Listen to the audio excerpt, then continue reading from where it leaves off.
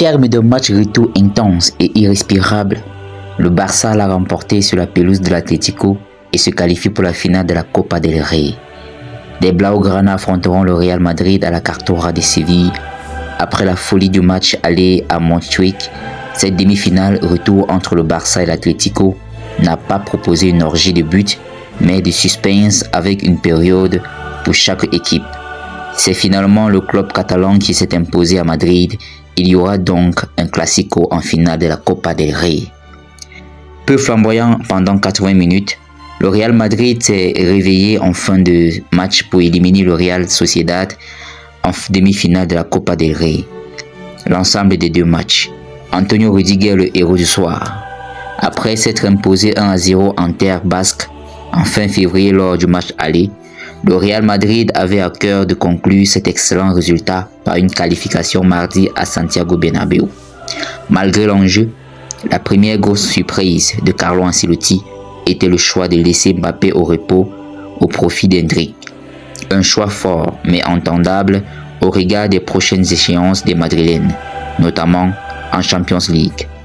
Enfin, l'autre grosse décision et pas des moindres était la titularisation de Camavinga en tant que latéral gauche, une indication pour la double confrontation contre le Real.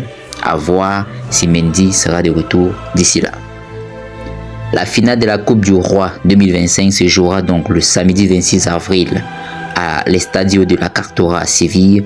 L'enceinte d'Andalouse accueillera pour la 8e fois cet événement prestigieux, confirmant son rôle de stade attitré pour la finale depuis plusieurs années.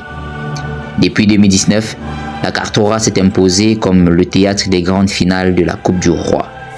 Ignoré en 1999 et doté d'une capacité de 72 000 places, il est le 5e plus grand stade d'Espagne.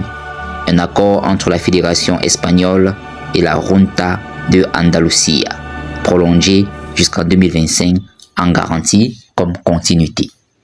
Le vainqueur de la Coupe conserve le trophée pendant une année puis le cède au vainqueur suivant.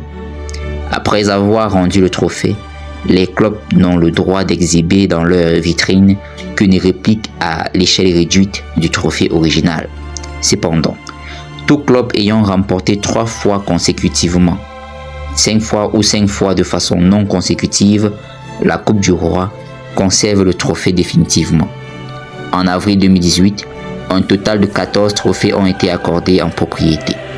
Les 5 clubs en possession d'au moins un trophée à titre définitif sont le FC Barcelone, l'Atlético Bilbao, le Real Madrid, le FC Séville et l'Athletic de Madrid et le Real de Madrid.